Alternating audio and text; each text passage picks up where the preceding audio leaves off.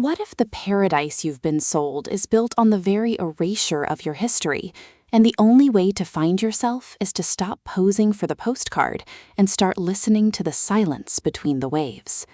In Pink Sand Summer, Chassity Evans delivers a contemporary romance that transforms the tropical escape trope into a profound exploration of identity, belonging, and the terrifying vulnerability of loving a place that wasn't designed to love you back. This isn't just another beach read with sunsets and steamy encounters. It's a lush, emotionally resonant narrative where turquoise waters mirror internal reckonings, and every grain of pink sand holds the weight of unspoken legacies.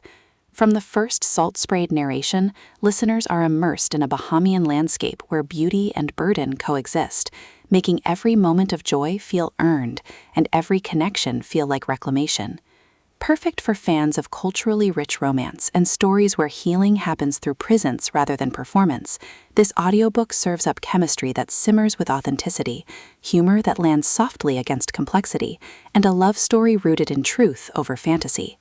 When marketing executive Maya Thompson returns to her grandmother's ancestral island of Eleuthera to oversee a luxury resort rebranding campaign, she expects professional triumph, not to confront the dissonance between the curated paradise she's selling and the living community her family helped build. But as she collaborates with local historian and conservationist Kai Roll, whose quiet devotion to the land challenges her corporate playbook, Maya realizes this project isn't about revitalization, it's about reconciliation. Evans masterfully avoids reducing the Caribbean to backdrop or Kai to noble savage. Instead, she crafts a relationship rooted in mutual education, where intimacy emerges from honoring difference rather than assimilating it.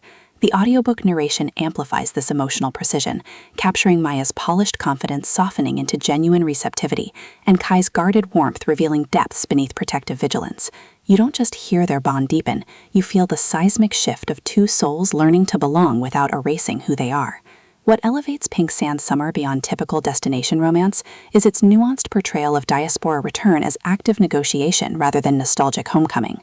Maya isn't merely reconnecting with roots, she's confronting her complicity in commodifying them, challenging the notion that success requires distancing herself from heritage. Kai doesn't teach her authenticity, he creates space where her questions can exist without judgment, honoring her journey while refusing to sanitize the island's realities.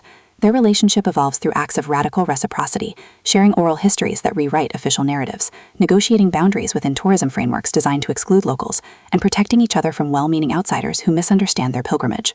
Supporting characters add vital texture, elders whose wisdom carries both welcome and warning, cousins navigating their own crossroads between tradition and ambition, even the ocean itself, rendered as ancestral witness holding memories the resort tried to pave over. Every interaction reinforces the novel's core truth. In places shaped by extraction, love is an act of restoration. Even the pink sand serves thematic depth, its color born from crushed coral and shells, a metaphor for beauty forged through fragmentation and time.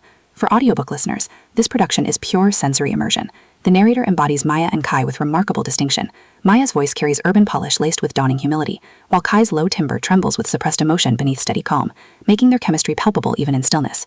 Sound design enhances atmosphere without overwhelming intimacy. Distant conch shells marking emotional transitions, rain on zinc roofs during vulnerable confessions, the rhythmic pulse of Junkanoo drums anchoring moments of cultural reconnection, all ground emotional beats in tangible reality. Pacing mirrors the island's own cadence, unhurried during scenes of reflection and community gathering, then gently accelerating as trust solidifies into something sustainable. Whether you're commuting through concrete jungles or sitting in quiet contemplation, the audiobook creates a portable sanctuary where slowness feels sacred and presence feels like gift.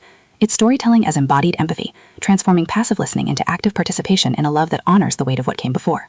Ultimately, Pink Sand Summer redefines destination romance by centering cultural integrity within relational frameworks. It satisfies genre cravings for satisfying emotional payoffs while delivering substantive commentary on gentrification, diasporic identity, and the radical act of building futures that honor rather than consume the past.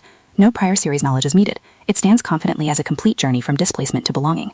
If you've ever wondered whether love can thrive across cultural divides, or if true connection requires disentangling the self to meet the other, this audiobook will affirm that sometimes the most powerful act is choosing to stay present in the beautiful, complicated truth.